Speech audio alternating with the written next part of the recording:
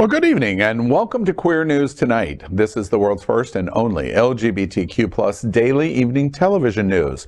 We're broadcasting live and then available on demand. And we're available on all smart televisions, including Roku, Apple Television, Android TV, Amazon Fire TV, YouTube, and Facebook.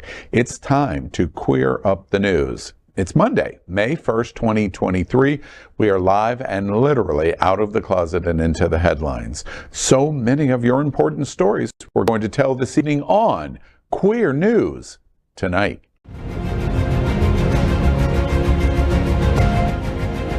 This is the world's first live daily LGBTQ evening news show, literally out of the closet and into the headlines on Queer News Tonight with Al Ferguson.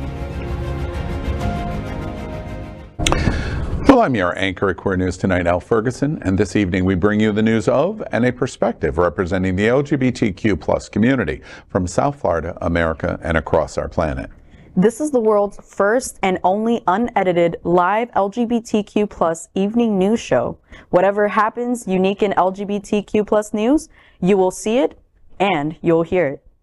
Hotspots magazine, Happening Out Television Network, is a nonprofit 501c3 media company in the same model of PBS and NPR, but designed for the LGBTQ plus community. Our mission to support the 10 pillars of our LGBTQ plus community. We want to inform and educate the key issues of our Black community, Latino, lesbian, trans, students, youth, seniors, HIV/AIDS, healthcare, business, political, advocacy, and faith. Help us support our community.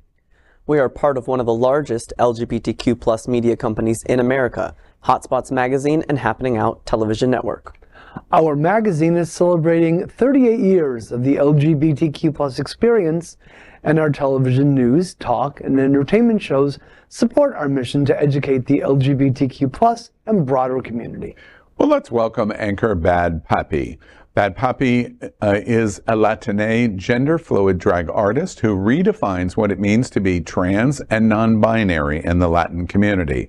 They perform to popular Latin songs, providing a humorous and often insightful take on gender roles in Latin America to forward LGBTQ plus rights and empower the LGBTQ plus Latin community.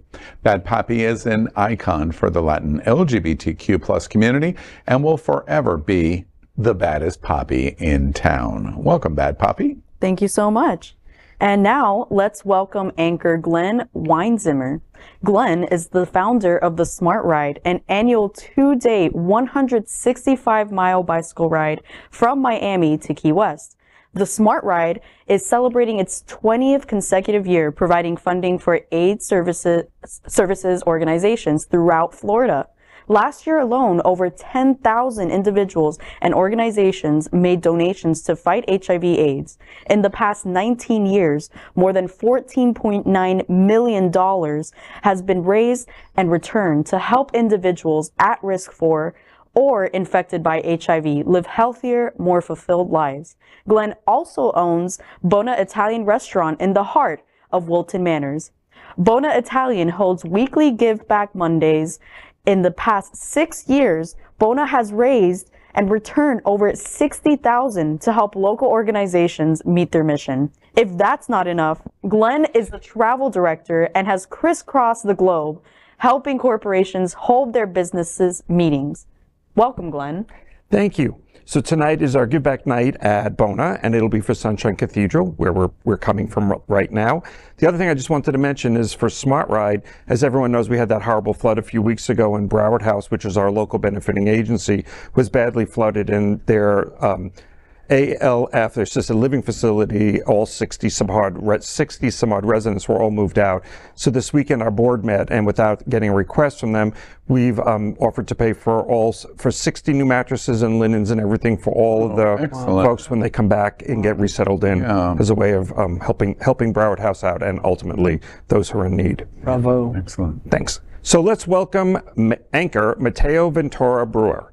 Mateo is the executive director of Aqua Foundation for Women, the state of Florida's only nonprofit organization dedicated to serving and supporting LGBTQ+ women. Mateo has a master's degree in social justice and human rights from Arizona State University, where he focused on the intersection of the transgender experience and Latinidad, and is proud to be Aqua's first transgender ED. Welcome, Mateo. Thank you. Just want to share really quickly as well, Aqua Foundation is having our first Aqua Girl Mixer on Sunday at Hamburger Mary's in Wilton Manors. It's going to be a lot of fun, legendary bingo, prizes, entertainment, a live auction, so everybody should come out and have a good time. Let's welcome anchor Gregg Shapiro. An inductee into the Chicago LGBT Hall of Fame, Gregg is the author of 9 books, including the forthcoming Refrain and Light. An entertainment journalist whose celebrity interviews and music reviews run in a variety of regional LGBTQ+ and mainstream publications and websites, his movie review column called Screensaver can be found in South Florida Gay News, San Francisco's Bay Area Reporter, RottenTomatoes.com, and more. Good evening, Gregg. You made me blush. We are the reporters for Queer News Tonight, and this evening we begin with the queer headlines. The LGBTQ+ community in South Florida and across America is diverse. Our community across the world is vast. And here are the bullet points of the Queer News for today, Monday, May 1st. A happy and joyous May Day to one and all. Thank you. May Day. May Day. And it's International Labor Day. Right. All right. Well, first, let's queer up trans rights. Fox News poll says 83% of Americans think attacks on trans youth is a problem. Data from a survey of more than 1,000 registered voters across the U.S. from April 21st to the 24th was released by Rupert Murdoch's U.S. News Corporation, Fox, on April 26. These statistics collected from registered voters found that 57% believe political attacks against trans children are a major problem, and 26% see it as a minor problem. Therefore, overall, 83% of respondents saw political attacks against trans youth as a problem, with only 15% saying they don't have an issue with it, and 3% saying they're unsure. The survey also looks at various issues facing the U.S. today, including the economy, gun rights, and foreign affairs. Currently, 44% of voters approve of Joe Biden's presidential run, while 55% disapprove and 1% aren't sure. Unsurprisingly, the most significant problem facing Americans today appears to be the job market and the economy, with 24% saying it's the most important issue. The second significant problem in the U.S. is inflation and the cost of living, with 16% of voters saying it's their main issue. The third is gun violence, with 12%, and in contrast, only 1% of voters think that transgender issues are a significant problem in the United States. First off, this is big news because Fox News is reporting it. That's the number one thing here. And it's interesting now that my brother and from a different mother, Tucker Carlson, is gone. He and Laura and Sean, which are 3 of the top voices against the trans community in America, Fox is reporting we may be off track. That's what this number is reflecting, that the attack and culture war issues on trans, this was a breathtaking number to me, because this is the first time it provides trans issues in context of whether it is harmful to trans children or not, minors. And this survey overwhelmingly says this is not a winning issue for them. And for Fox to report it's not a winning issue means gulp, and now we report. And it's big news, because if the survey is true in the polling, it may be that people like Governor DeSantis will be in trouble when people get back into the polls, because they will have had 1.5 to 2 years of all of these kind of attacks, and they're going to say you shouldn't have done it. They penalize them in the ballot booth. Yeah. It is refreshing to hear that 83%, that is a really significant number, that they think that these attacks are a problem. And it's also a relief to know that only a measly 1% of voters think that the transgender issue is a problem. It's nice. It reflects what I've experienced as well in my life, that the majority of people don't care, or they're welcoming and, you know, just aren't sure. They don't think they've ever met a trans person before. There's people out there who are still transphobic in your day-to-day life, but the vast majority of people are just understand we just want to live our lives. I also want to say that I feel like the Republicans kind of honing in on trans rights is just, again, clouding the other issues that Americans are really concerned about. If you notice, that survey literally said that the most important issue that we are facing today is job security, economy, and gun rights. So why aren't they focusing on it? And the GOP is not going to be good on any of those three issues. They have no plans. There's no legislation. They haven't suggested solutions in Florida in terms of economy. We're worried about our house insurance. We're multiple of issues that Ron DeSantis is going to be scrutinized for. And attacks on Disney, attacks on LGBT, attacks on drag queens, attacks on trans and healthcare are not the issues.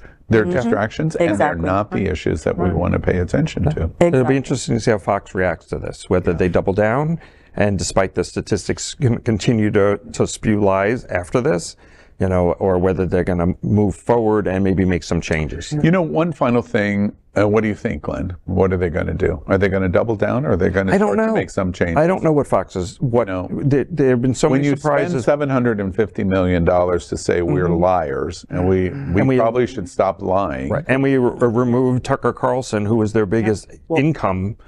You know, at the end of the day, they're about CYA, right? Yeah. They're about making money, staying in business. So if their audience is like, no, I don't want to hear this anymore, I think they're going to change their tone. Right. You know, one last thought that I just want to connect the dots. This is really surprising to me. I hope you hear the wow factor of my voice in hearing this story reported by Fox News and Rupert Murdoch's Fox News. But the other thing that is equally surprising is this is also good news in a different way. And it's a good news story in trans is the most prickly of all of the issues that we're facing in LGBT in America. And this is indicating, wait, it probably shouldn't be as prickly as we think, because overwhelmingly Americans think it is a big problem that we're focusing this much attention on this issue, and that is a problem. But you know what is close to this? Not even quite as strong? Women's rights and women's health care and right to choose is sitting in the upper 70 percentile of Americans that say, hands off here. This attempt on drug, the drug regimen of abortion ban is widely unpopular. Yeah. The Republicans are using it as red meat. You know what else is widely unpopular? Anti-LGBT rhetoric against the LGBTQ community and marriage, widely unpopular. Trans, women's rights, and issues about LGBT and marriage. All of those are widely unpopular views. Who is pursuing it? Radical GOP, Governor Ron DeSantis, and evangelicals. Which side do you want to be on? And then they have two not very potential strong candidates running for president. Yeah. They've got Trump, who's not necessarily loved by the majority of America, and you've got DeSantis, who's been doing a phenomenal job crisscrossing the world with spewing nonsense and woke and all of that. Yeah. All I can say is that there's a reason they're distracting. Yeah. There's a reason. Yeah. Well, this survey from Fox is a shot across their bow. No question about it. All right. I'm going to shoot you in a minute if we don't get to my next story. Let's queer politics. DeSantis Super PAC creates commercial that attacks Disney, LGBTQ+, and Nikki Haley as all the same thing. We have many, many, many LGBTQIA characters in our stories. My not at all secret gay agenda. Canonical trans characters, canonical asexual characters, canonical bisexual characters. I was just wherever I could, just basically adding queerness. To give information about gender affirmation procedures. The things that we believe that we're trying to put into the shows. Targeting Gen Z and millennials. Kids who are transitioning. I'd like to shine a spotlight on a fellow queen who knows a thing or two about creating an epic Disney Plus inspired look. If Disney would like to move their hundreds of thousands of jobs to South Carolina and bring the billions of dollars with them, I'll let them know. I'll be happy to meet them in South Carolina. As the Disney-DeSantis feud continues to escalate, a super PAC backing Florida Governor Ron DeSantis is reportedly spending six figures so that folks on social media see the group refer to presidential candidate Nikki Haley as Mickey Haley. DeSantis has repeatedly sought to punish Disney after the corporation spoke out against Florida's Don't Say Gay law. Disney filed a lawsuit against the anti-LGBTQ+ governor, suing him for a targeted campaign of government retaliation. When asked about the lawsuit during an interview on Fox News, Haley, the former governor of South Carolina and a former Trump administration official, invited Disney to move to her state. She said, quote, "If you take care of your business, you take care of your economy," end quote. She later tweeted saying her state will be happy to welcome the company. In response to Haley, the DeSantis super PAC Never Back Down tweeted, Mickey Haley, alongside a heavily edited video of Disney executives expressing support for LGBTQ+ representation. The video ended with a clip of Haley speaking on Fox News to invite Disney to her state. Very proud of its massive zinger, Never Back Down, posted another tweet a few hours later polling followers on whether to call Haley Mickey Haley or Nikki Mouse. This story is just ridiculous. Again, with everything going on in this country, with poverty, with people trying to figure out the economy, with everything that's happening, with an election around the corner, Ron DeSantis has decided to focus everyone's attention on back to Disney, which is a losing battle because Disney has deep pockets and is not going to go down without a fight. And then attacking Nikki Haley, by calling her Mickey Haley or Nikki Mouse. I mean, it's laughable. It's the Trump playbook. Yes. All name calling. And is it just me, or does anyone else find it kind of exhilarating or arousing when the Republicans attack each other like hungry zombies? Yes. It's like a new primetime game show, The Freakiest Link. Wait, did you just become a super PAC right before my very eyes? Against the Republicans? Hell yeah. I mean, I would vote for Nikki Mouse.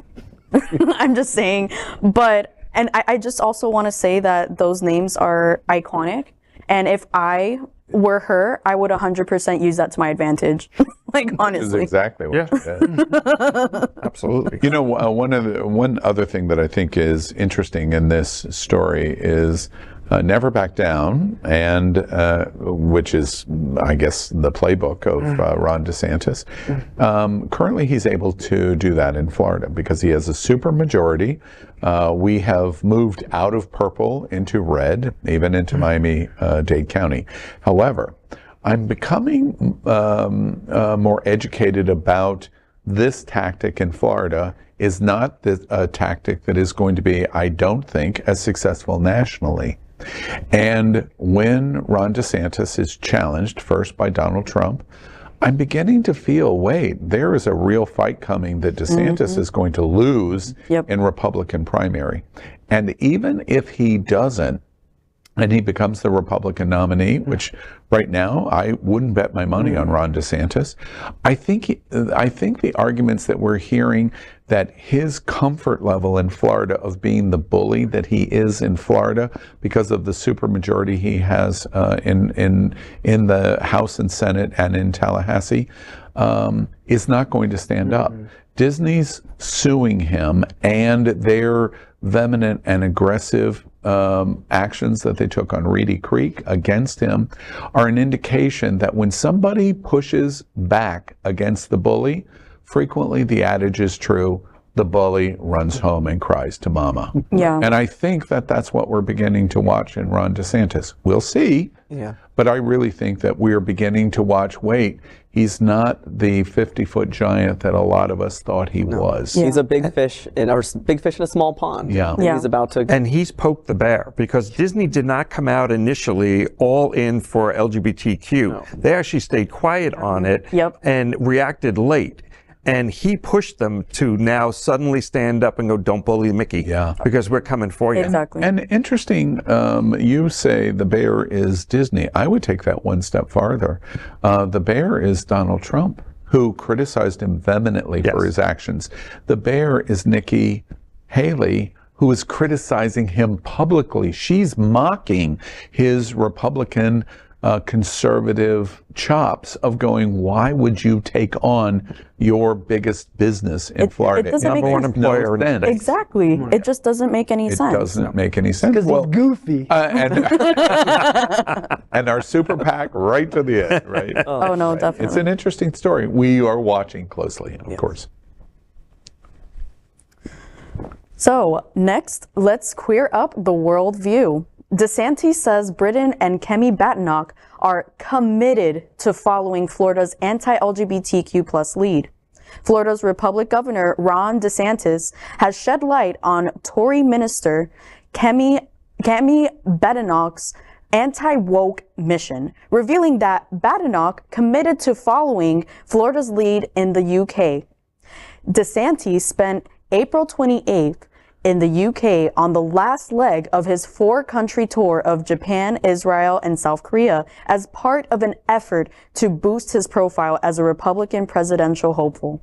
In London, DeSantis met with Conservative Foreign Secretary James Cleverly and Business and Trade Secretary Kemi Badenoch, who also holds the title of Minister for Women and Equalities. Ironic. As part of his flying UK visit, he also headlined a private, high-profile event co-hosted with Lloyd's of London, where he delivered a speech to business chiefs that were dubbed horrendous and low wattage by attendees.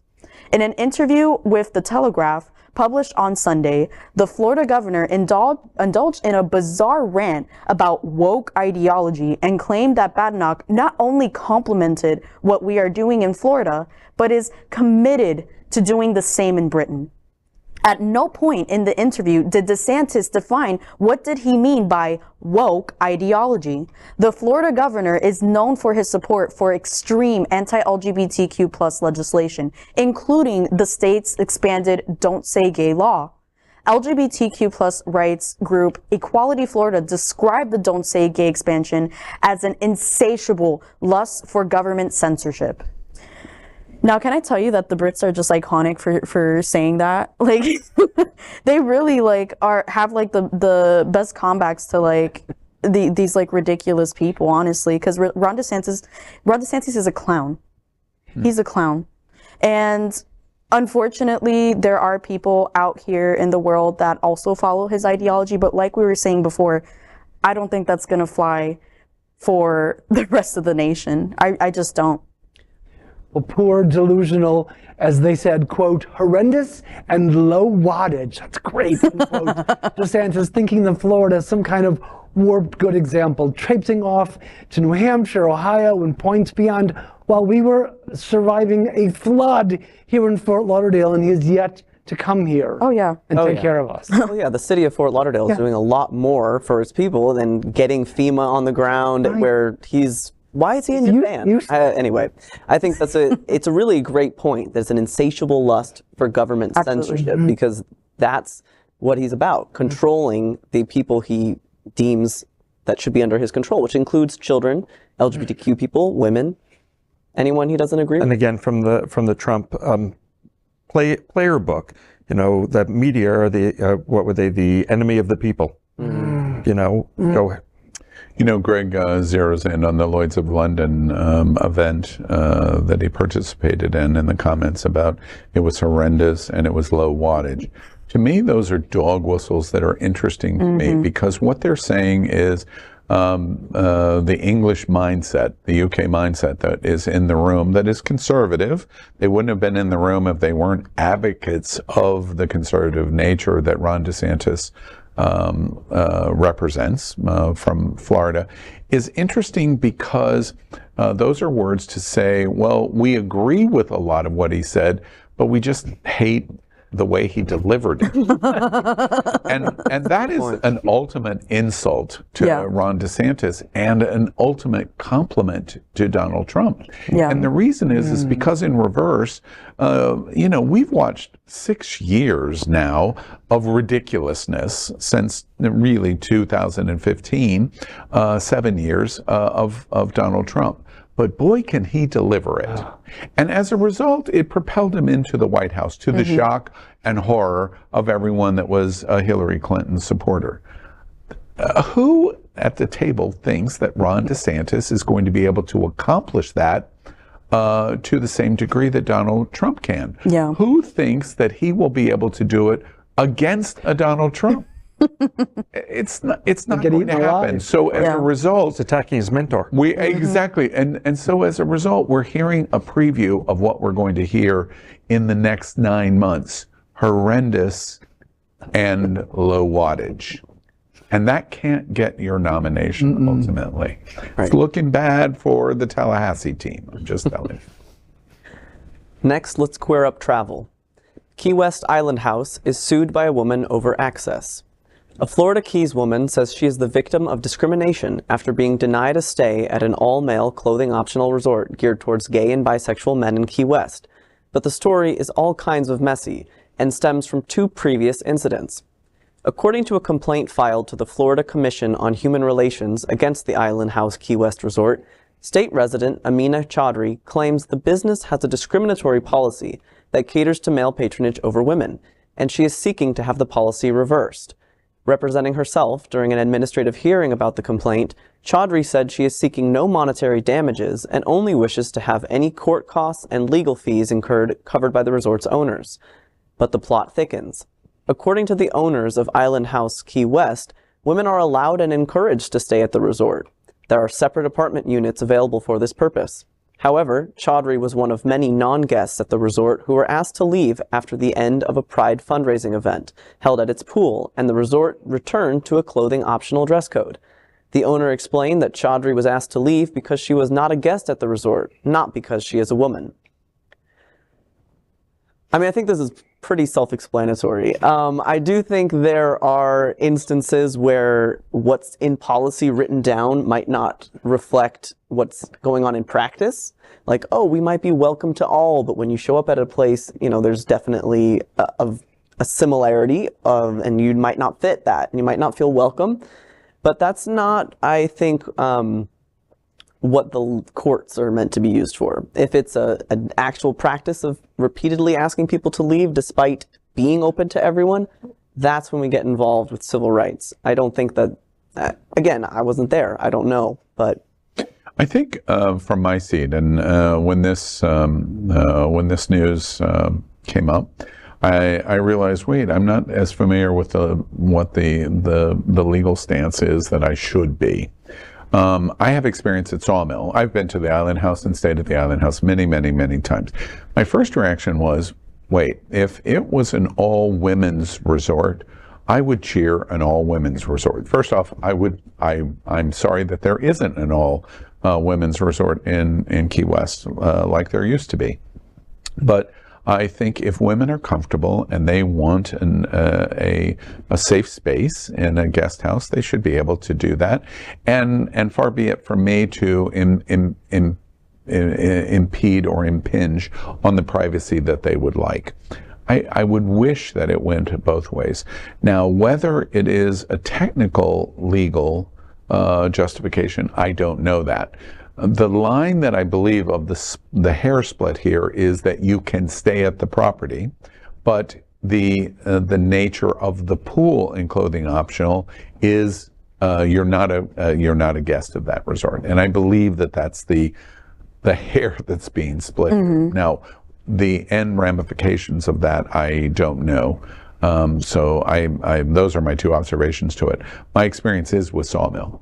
And with Sawmill, when we purchased it in 2010 and made it a co-op, where it was a shareholder purchase, buying it away from two straight owners, we had 3 dedicated women's weekends a year.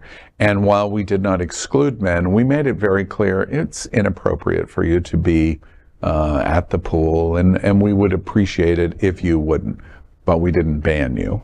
And vice versa, women are welcome anytime beyond the 3 weekends. And so Sawmill, I believe, is handling it differently than the Island House. If I may, the distinction again of women and men, it leaves open a gray area for non-binary individuals, people who might not fit, people who are gender fluid, non-conforming. And really just being open to everyone is, I think you can try to say, hey, this is generally, if this is the vibe you want, this weekend is for you. But again, to really put people in boxes is where we get into issues. That's actually what I was gonna say as well, because I myself am a non-binary person, and if I were to go to a woman's resort, for example, they'd be like, what are you doing here? And if I go to a men's, they'd be like, what are you doing here? And I'm just like, okay, I guess I'll just go in a corner or something. So I am very happy that there are these spaces in existence, because it's such a beautiful thing to see, but at the same time it also puts into the question who is able to go to these spaces or not. Yes, and to cock blocker and party pooper Ms. Chowdhury, we say, sashay away, hunty. Next, let's clear up education. Wow. Wait. New study shows 24% of U.S. Gen Z identify as queer. A new report has shown that approximately 1 in 4 high school students in the United States identifies as LGBTQ+. The data, which was collected from the Youth Risk Behavior Surveillance System in 2021, provides an in-depth look into the changing dynamics of sexual identity among adolescents. According to the 2021 report, 75.5% of high school students identified as heterosexual, while the remaining 24.5% represented a diverse range of sexual orientations, including 12.2% that identified as bisexual, 5.2% as questioning, 3.9% as other, 3.2% as gay or lesbian, and 1.8% reported that they did not understand the question. Notably, the report, which surveyed 17,508 students across 152 schools throughout the United States, highlighted a significant increase in the number of LGBTQ+ identifying students, rising from 11% in 2015. The survey also collected data on sexual preferences among high school students. It showed that 57% of respondents reported no sexual contact in their lives, while 34.6% had sexual contact with someone of the opposite sex. A smaller percentage, 6%, had sexual contact with both sexes, and just 2.4% reported having sexual contact exclusively with the same sex. So did the 1.8% who didn't understand the question, did they live in Montana or Mississippi? And I also love the 13.5% increase in less than 10 years. That's kind of amazing. Tomorrow belongs to these young people, and the future looks potentially bright for them, I think. First of all, there are queer people in Montana. They actually, the Tula Pride is coming up. I'm holding my pearl. And they're actually really rallying for their trans legislator. But anyway, I just wanted to say. I think it's incredible that we're seeing a spike, because it's really showing the immense, well, not safety, but more so comfort that people feel now expressing themselves in who they are. I mean, I don't think that that's something, because I'm obviously the youngest one here, but I'm sure that when y'all were my age, you didn't see that growing up. No, we did not. I'm only 5 years older than you, but Only. when I was in high Mateo school, has been called old. no, it's okay. But no, I've been bisexual my whole life. But no, when I was in high school, I didn't know the word for it. Yeah. So. Yeah, I mean, I can attest that even just in 5 years, things have changed drastically. Yeah. First, I think there's a couple big things here. That nearly 2% of high school students don't understand the question makes me cry for Gen Zers and the state of America in the future. Fortunately, it's only 2%. This news, in my opinion, is beyond important for identification in our community. It is the source stone of understanding what's going on in America, especially in evangelical church and radical GOP, of which I'd put our governor, I'd put Bud Abbott, I would put the governor of Tennessee in. It gives you insight of the touchstone of what is going on. In 2015, 11% of that age group in high school identified in some fashion as queer. In just 6 years, it more than doubled. Yep. Now, was there something in the water that they drank? They're turning the frogs gay. Exactly, right? Now, unless you go to some biblical reference or some ridiculous, stupid answer, the answer was nothing changed. It's just a comfort level of, I was always this. Exactly. And now I'm comfortable enough to express it. Exactly. Or you have the word for it. Or have a word of understanding for it. This is the heart of the touchstone of what is going on. Ron DeSantis is scared to death of this survey. That is why the unimpeachable supermajority wants Don't Say Gay. That's why they attack Disney for supporting the queer community of don't do this in our schools, to our teachers and to our students. And that is why they're banning books. And that is why they talk about woke theory. And that is why, and that is why, and that is why. It's there now. We know why. I mean, let me tell you, it's going to backfire, because I don't know if y'all saw the left-handed statistics that there were when we had the enforcement that people could only write with their right hand. It skyrocketed. But then when the regulations slacked, like people didn't really care anymore, it lowered again. Yeah, leveled off. It leveled off. I've told this story many times. When I was in elementary school, God knows. You can remember that far back? A few years after Glenn was in elementary school. I am left-handed. And the elementary school that I went to in Sarasota, the same kind of craziness goes on in Sarasota too, by the way. They wrapped my hand. A public school to not allow me to write with my right hand. Wow. I'm sorry, my left hand, to make me write with my right hand. And this went on for about 3 weeks, and my mother finally exploded and went into the school to the principal, this will stop. And they did. I was left-handed. I was always left-handed. Exactly. They impeded my ability to say I'm left-handed by wrapping my hand, but I was still always queer. And there's the correlation. There you go. Yeah. There you go. Now, so you're saying because you were left-handed, that's why you're queer? I'm surprised they didn't actually bind and gag you so you can speak more than eliminating your left hand. Exactly. And congratulations on your last visit.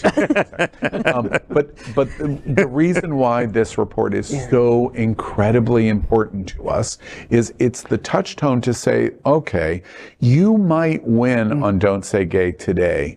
You might win on a book ban next year in the school boards through Moms for Liberty, but you can't hold us down because I'm always left-handed. Exactly. And as a result, 5 years from now, 10 years from now, 20 years from now, Ron DeSantis, it's getting worse for you. Right. Because these people that are identifying this way, in whatever reason, unless it's in the water, They're going to vote progressive. They'll be voting soon. And they tested the waters by swinging the pendulum so far, seeing what happened. Yeah. And honestly, their reaction is, wait a minute, the world does not agree with you. And you've got to swing it back. And how you do that and save face, there is no saving face. Historically, we've watched these kind of issues administered through our entire history. The world is no longer flat. We proved it scientifically. The Catholic Church could not say there was no other religion in the world except what came out of the God's voice from the Pope. You can't do that forever. That's what we're watching right now. And this survey shows it. It's our queer touchstone. Absolutely. And even Pope Francis in the Catholic Church is more progressive on LGBTQ rights than Ron DeSantis, which is saying a lot because they still have a long way to go. Yeah. But Absolutely. next, we are proud of our special partnership with Sunshine Cathedral, the world's largest queer church here in Fort Lauderdale. Supporting that partnership, we are broadcasting from our permanent set here at Sunshine Cathedral at the Happening Out television studios. We broadcast Sunshine Cathedral's Sunday International Service at 10:30 a.m.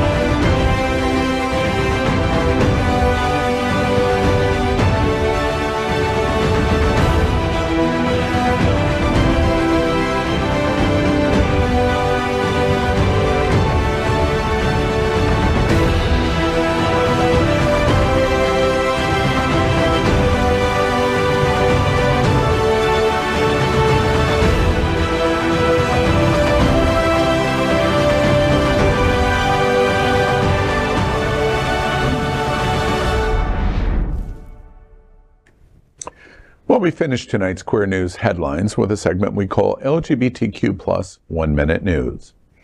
LGBTQ plus 1 minute news. Let's queer up South Florida and Florida. Pride Skate Night moves to Thursday, May 4th at Extreme Action Park. Stonewall Pride Skate Nights are a fun, family-friendly event benefiting the Wilton Manor Stonewall Parade and Festival. 2023 Pride Skate Nights will start on May 4th and will occur on Thursday evenings from 7 to 10 p.m. once a month inside the Arena Roller Rink. $5 from every ticket sold will go directly to the Wilton Manors Entertainment Group, the creators of the Stonewall Parade and Festival. You can bring friends and family along for classic fun on quad roller skates. You're allowed to bring your own skates or inline skates and help support the local LGBTQ plus community. Each month will be a new themed event. May 4th's event will feature DJ T-Pro, performances by Velvet Lenore and Rihanna Patron, a full liquor bar, a limbo contest with $100 in prizes, which both Al and I are going to vie for, and lots of fun. LGBTQ plus 1 minute news. Let's queer up South Florida and Florida. PRISM Gala, May 6, vital to fight for LGBTQ plus students. PRISM is an organization founded by LGBTQ plus youth to advocate for LGBTQ plus youth. PRISM stresses the importance of being unapologetically yourself. They ask that folks dress in a way that makes them feel stunning, confident, and authentic. Given the relentless legislative attacks by the GOP supermajority in Tallahassee and other state capitals, their work is more critical than ever. Mark your calendars for Saturday, May 6th. After last year's great success, they're holding a 2023 anniversary gala, this time bigger and better. Get ready to celebrate PRISM's birthday. PRISMversary Gala 2023 is set for 6 p.m. May 6th at the Center for Spiritual Living. The evening will include dinner, an open bar, a silent auction, and the just announced surprise host, Gala Croqueta, the bareback Contessa herself. Tickets are already on sale. Buy them before the prices increase. LGBTQ plus 1 Minute News. Let's queer up Hotspots. Hotspots reveals what's hot this coming week in South Florida. Hotspots magazine's new issue is on stands already, and in case you are wondering what's hot this week in Florida, here is a sneak peek.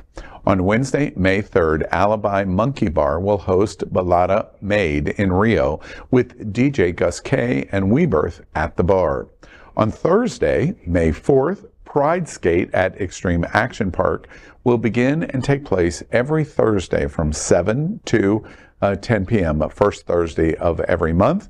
There will also be a fundraiser for Wilton Manor's Stonewall Pride Parade and Street Festival featuring DJ T-Pro Mix, Divas Velvet Lenore, and Rihanna Patron, along with skating and a full liquor bar.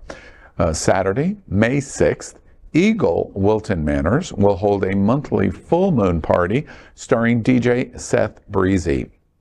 On the same day, the Museum of Discovery and Science, MODS, will celebrate the Asian Pacific American Heritage Month in celebration with Polynesian Proud Productions. Gulfstream Park Village will also host a meet and greet event with South Florida's celebrity interior design expert and television personality Martin Amato from 1 to 3 p.m. The event will be hosted at Crate and Barrel.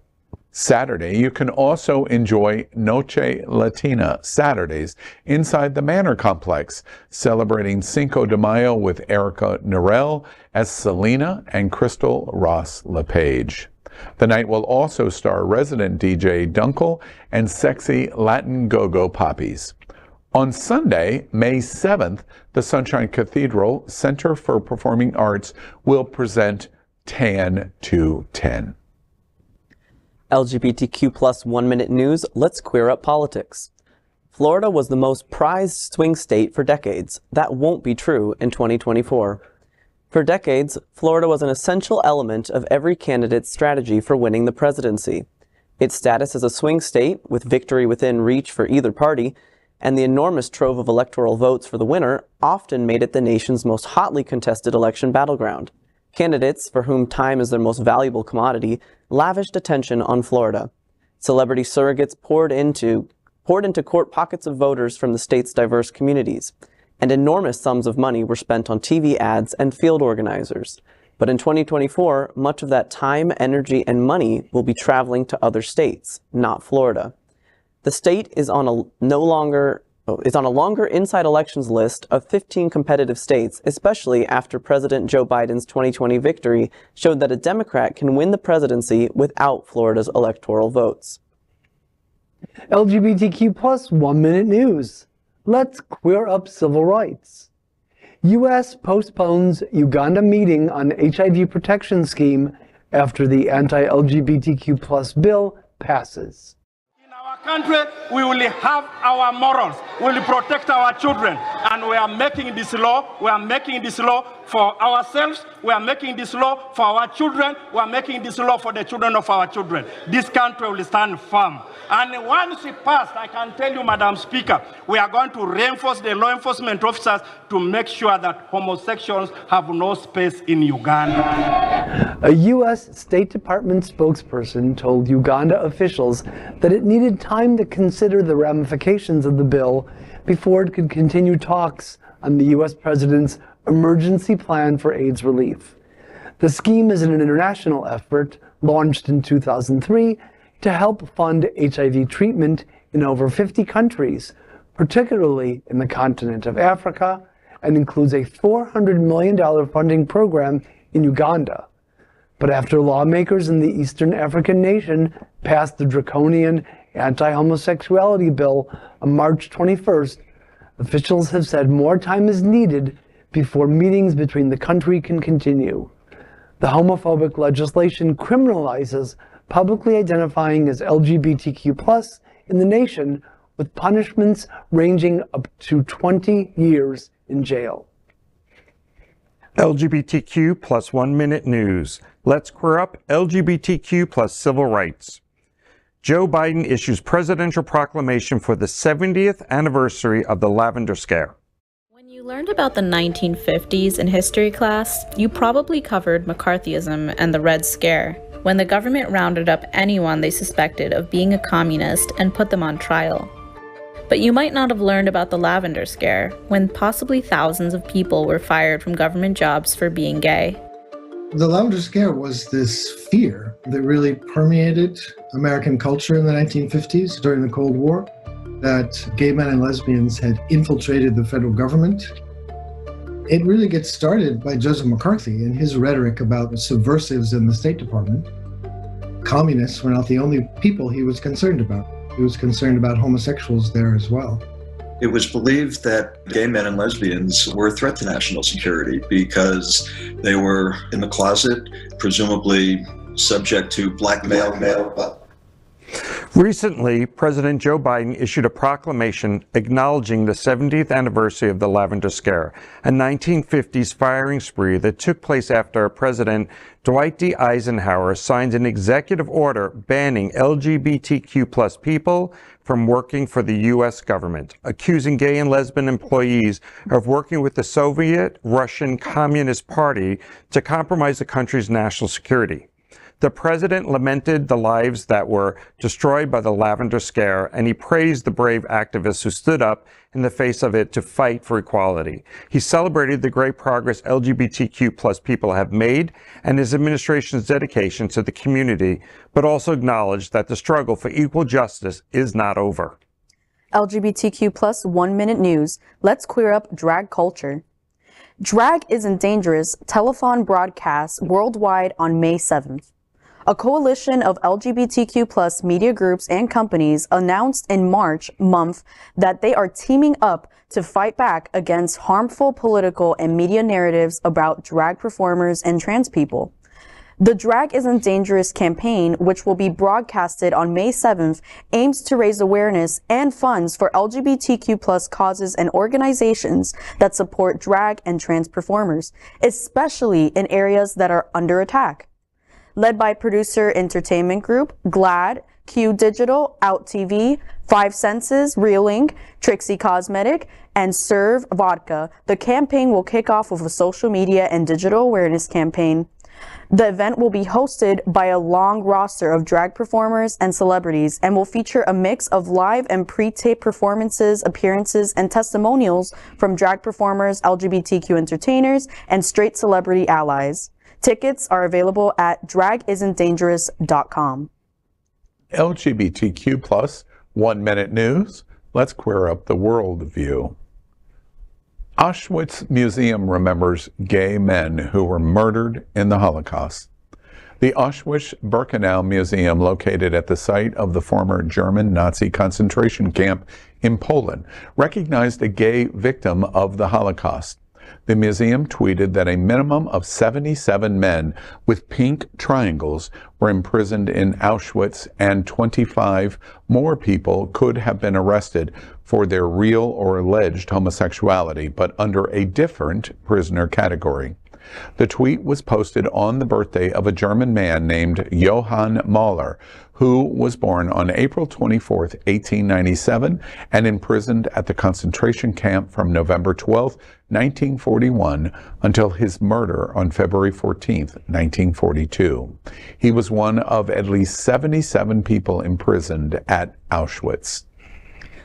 LGBTQ+ 1 Minute News. Let's queer up the USA View. New Jersey librarian files federal complaint after being fired for gay lifestyle. A public library employee in New Jersey, Jeffrey Machno, has filed a complaint with the Equal Employment Opportunity Commission, alleging that he was subjected to a hostile work environment that resulted in his unfair firing for his gay lifestyle. He claims harassment, discrimination, and retaliation based on sexual orientation. Jeffrey Machno was hired as a part-time library assistant for Secaucus Public Library and Business Resource Center in 2020. As recently as October, Machno was featured on New York City area television because he was so famous for being a welcoming and inspiring librarian in his Secaucus community. Even the town's mayor appeared in the report singing Machno's praises. But in December, Machno filed his complaint with the EEOC. He says his supervisor told him that his gay lifestyle was unacceptable to her. Machno was excluded from work events after complaining to his supervisor. That is today's news for the LGBTQ+ community on the world's first and only daily LGBTQ+ evening news show. If our community is important to you, share this news with your friends and family. Are you, like most of America, part of our very large television audience watching this live LGBTQ+ news broadcast right now on Roku, Apple TV, Android TV, and Amazon Fire TV? Queer News Tonight is the only live LGBTQ+ digital television show in the world that is out of the closet and into the headlines. We need your support. If our community is to grow, we must tell our stories and bring them to the attention of the broader world. This is the only place in the world that tells these types of LGBTQ+ stories in motion and sound. That is the passion of Hotspots magazine, Happening Out Television Network, and Queer News Tonight. I'm your anchor, Al Ferguson, and on behalf of these LGBTQ+ reporters, the anchors of Queer News Tonight, including Papi, Glen Wienzimer, Mateo Ventura Bruer, and Gregg Shapiro. We will see you daily at 8 p.m. And to our LGBTQ+ world, we wish you good night.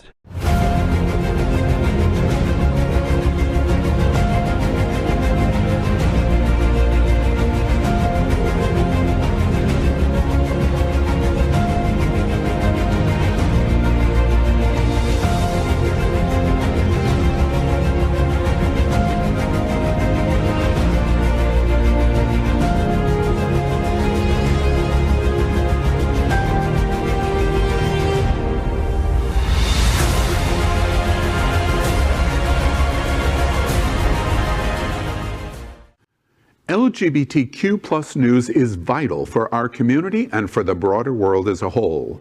We have enough enemies at Fox News. Tucker, Sean, and Laura are loud. We need passionate allies. Happening Out Television Network, Queer News Tonight, and It's Happening Out are literally out of the closet and into the headlines. Our community needs your support. Like this broadcast and subscribe now to ensure the growth of the entire LGBTQ+ community.